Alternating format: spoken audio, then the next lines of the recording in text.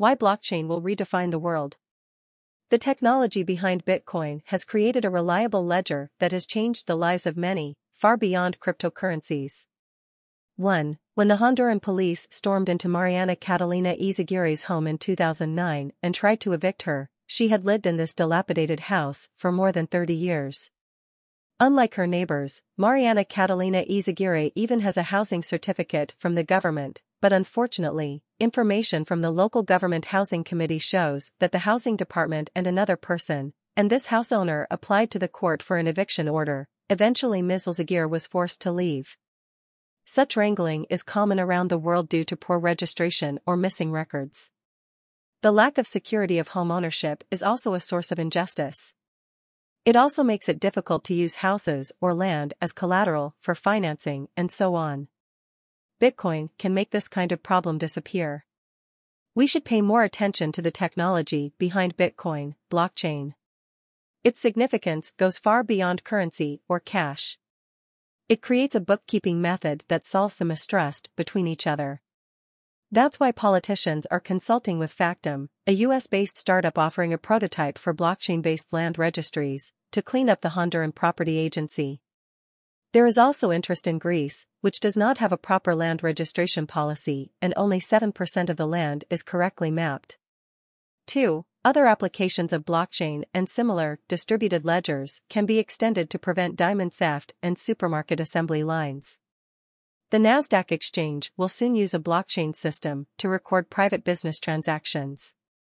The Bank of England is known to dislike technological civilization, but it also seems to be stimulated. It wrote in a research report last year that distributed ledgers are a remarkable innovation that will have a profound impact on the financial industry. Politicians are thinking further. When partners and the left gathered at this year's We Share Fest in Paris to discuss how grassroots businesses are shaking up big data companies like Facebook, blockchains were in every speech. In the free dream of the world, more governmental norms are replaced by private contracts between individuals, encryption algorithms that enforce themselves.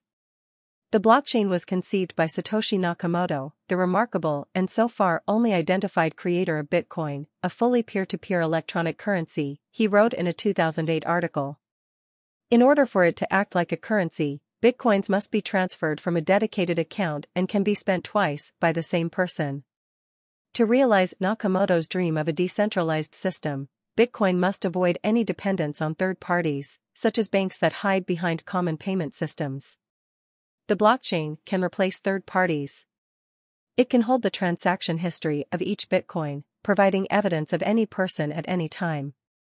The distribution system can be replicated on thousands of computers, Bitcoin nodes, everywhere in the world, and made public.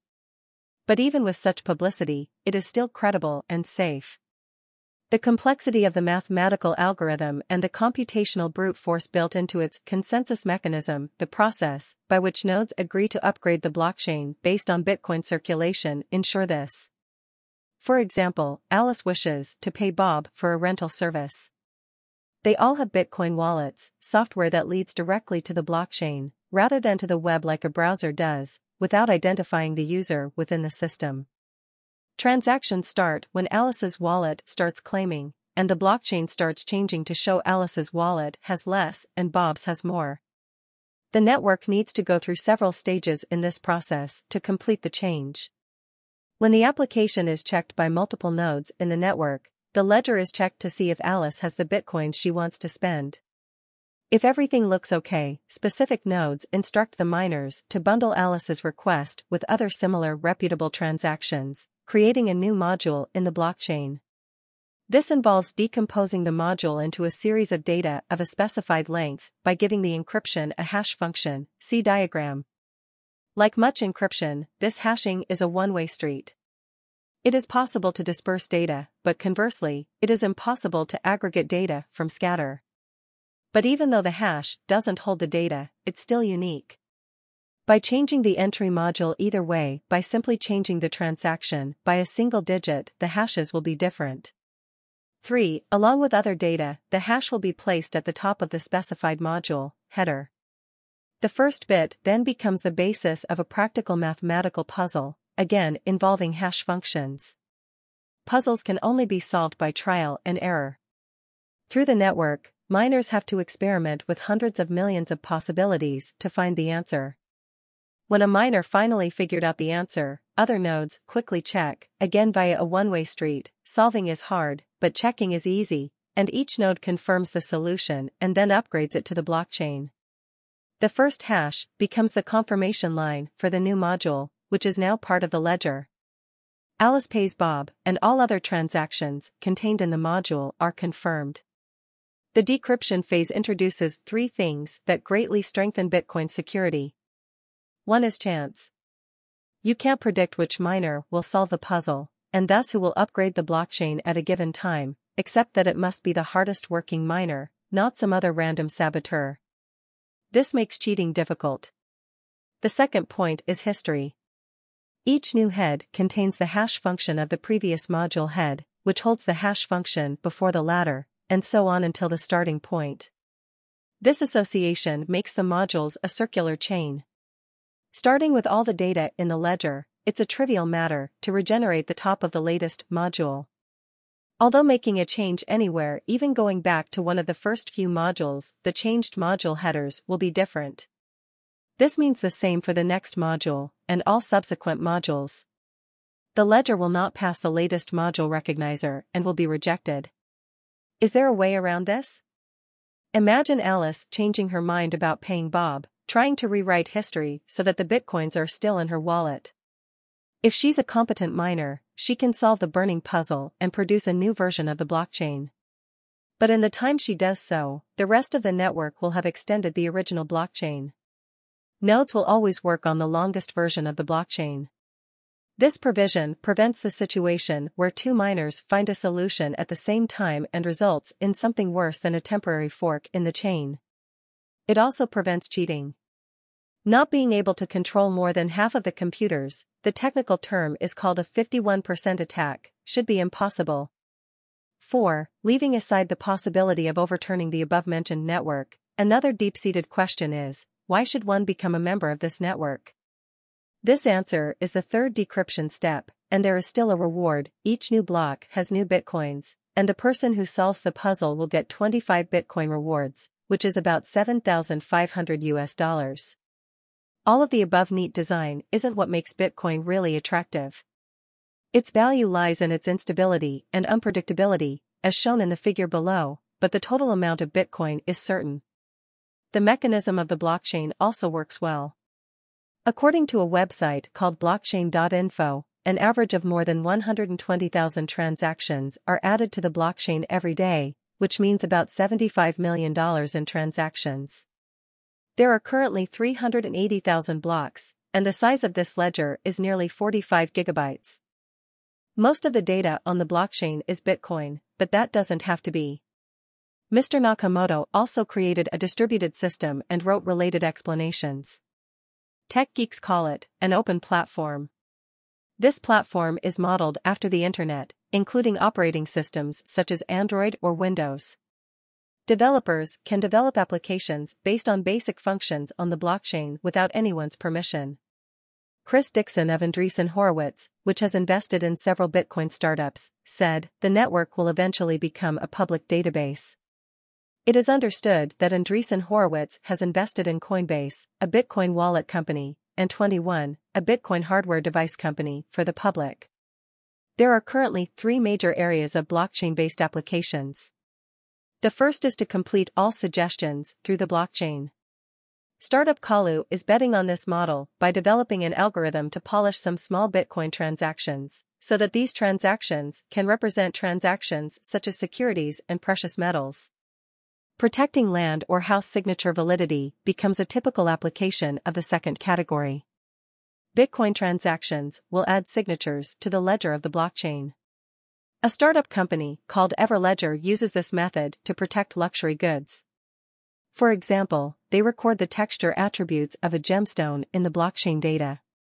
If the gemstone is lost, it can provide the most intuitive proof.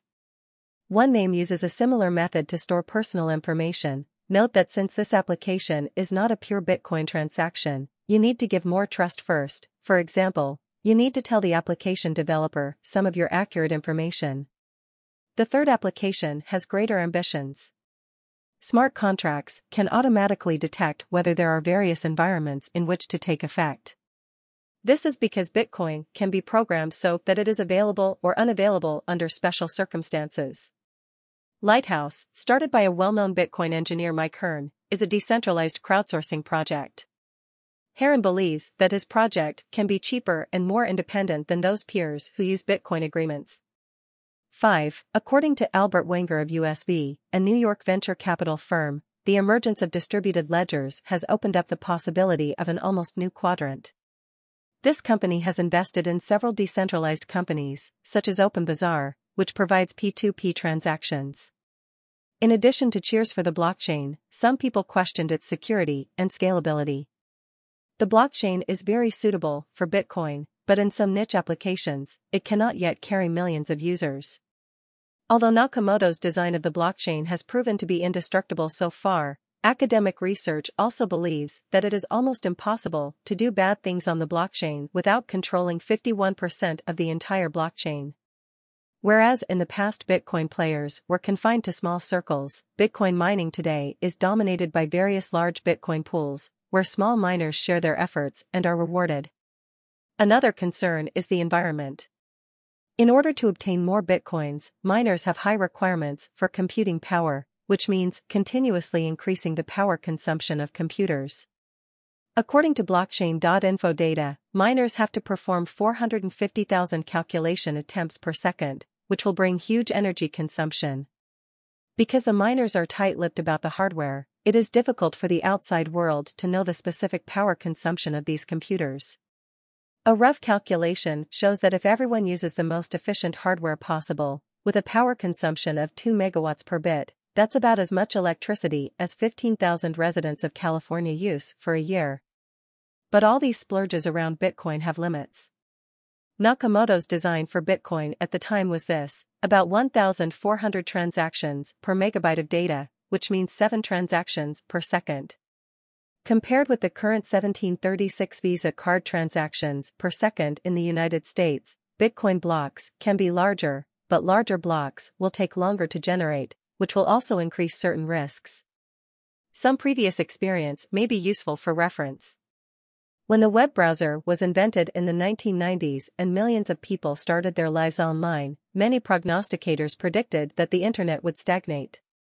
But in fact, the internet has been developing, and for the same reason, the development of Bitcoin will not stagnate. More computing equipment that can be used for mining will be more energy efficient, and developers will be more enthusiastic about developing applications on Bitcoin-based platforms and using Bitcoin transactions. Faster network connections will also accelerate the expansion of Bitcoin block speed. Many of the problems with Bitcoin are not a lack of solutions. Any changes to the Bitcoin mechanism require the permission of the Bitcoin community, and reaching an opinion is not easy. One side advocates expanding the size of the Bitcoin block as soon as possible so that it can become a subversive of traditional payments, but the other side believes that if no adjustments are made, the existing system may collapse next year. 6. Mr. Hearn and Gavin Anderson are two Bitcoin tycoons who are the leaders of big Bitcoin transactions. They called on mining companies to install a new version of Bitcoin that supports larger transaction sizes. Some miners have indeed come under cyber attack, and the upgrade and system is being pushed to the limit by a sea of tiny transactions, with widely proven needs and dangers. This all lays the groundwork for the proposal to build an alternative to the Bitcoin blockchain that is optimized for storing distributed ledgers rather than operating encrypted. Multi-chain, a platform for custom blockchains provided by CoinScience, demonstrates possible directions. It also provides the resources needed to build a blockchain like Bitcoin, and can be used to build private chains, only available to specific users. If all users come to trust miners' demands, proof of work is reduced or eliminated, and existing connections to the ledger become redundant options. The first business to adopt such a blockchain offspring may be one of those companies that failed in the first place and inspired Nakamoto, finance. In recent months, enthusiasm for private blockchains to protect banks from disruptions has grown. Even more ironic than the irony, one reason is that anti-government liberals have a technology that allows banks to better comply with government demands when they know their customers and anti-money laundering rules. But there is a deeper attraction here as well. Industrial historians point to new sources of energy long before the most efficient processes were developed. When electric motors were first developed, they were like the giant steam engine machines that had come before them. It took decades for producers to see how decentralized electric motors could reorganize any aspect of what they did. The Bank of England wrote in its digital currency report that it also sees something similar going on in the financial sector. Thanks to cheap computing, finance companies have digitized their internal work, but they haven't changed their organizations enough to match. Payment systems are currently still centralized, currency transfers go through central banks. When financial firms do business with each other, synchronizing their internal books is a laborious task that takes days, ties up capital, and creates risk. Distributed ledgers, which complete transactions in minutes or even seconds, could go a long way towards solving these problems and realizing the promise of digital banking. Ledgers can also help banks save a lot of money. Santander Bank, by 2022, these books can reduce the industry's up to $20 billion a year in the books. Vendors still need to prove that they can handle the exorbitant transaction price of Bitcoin, but big banks have already begun to push the emerging technology to standardize. Among them, UBS Union Bank has proposed to establish a standard settlement currency. The first priority of our 3CEV is the start of the blockchain. The Swiss investment bank, Goldman Sachs, JP Morgan Chase, and 22 other banks jointly invest to develop a standardized architecture for private accounts.